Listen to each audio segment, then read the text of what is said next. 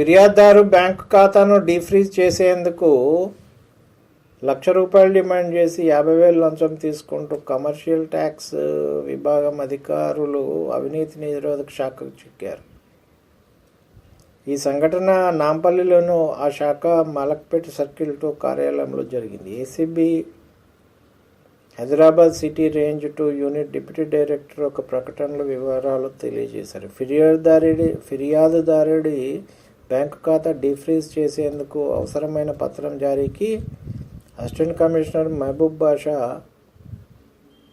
₹1,00,000 demand చేశారు. దీంతో బాధితుడు ఏసీబీని ఆశ్రయించాడు. బుధవారం 50,000 assistant commercial tax officer K Somashekar తీసుకుంటుండగా ఏసీబీ అధికారులు రంగప్రవేశం చేశారు. బాధితుడు అందజేసిన నగదు ఆఫీసులో దొరికి సోమశేఖర్ మహబూబ్ బాషాలను అరెస్ట్ చేసి న్యాయస్థానంలో హాజరుపరిచారు.